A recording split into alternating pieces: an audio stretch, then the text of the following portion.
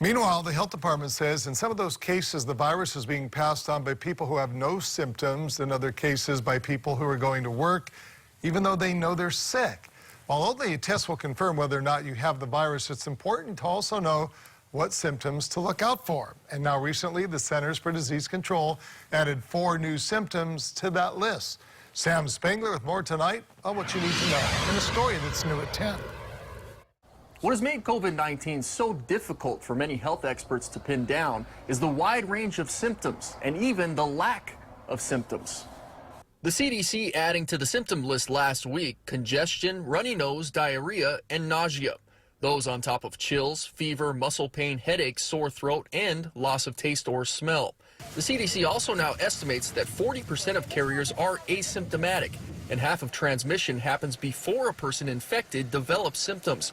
A problem Hawaii Department of Health Director Dr. Bruce Anderson addressed Monday. Often individuals are asymptomatic and don't know that they're infected.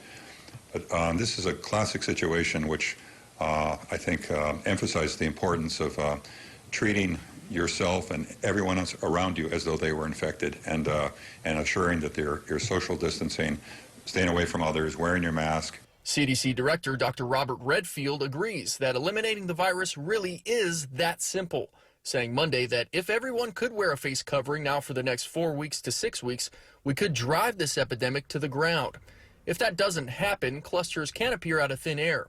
Recently on Oahu, a Hawaiian Airlines flight attendant training class exploded to 24 cases, one of which infected 2 different gym classes, totaling an additional 20 cases.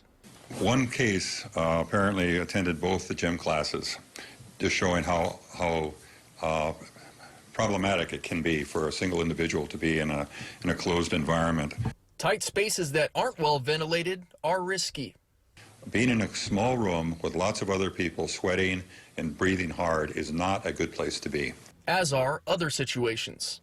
That's how it's being spread. It's being spread by people at the beach, getting too close to others, attending parties, work-related parties, social events, as well as business-related meetings, and spreading the disease from one to the other. Dr. Anderson added that if Hawaii wants to see schools as well as colleges open up safely, it's incumbent on everybody to do what they can to help prevent the spread of the disease. Sam Spangler, KHON2 News, working for Hawaii.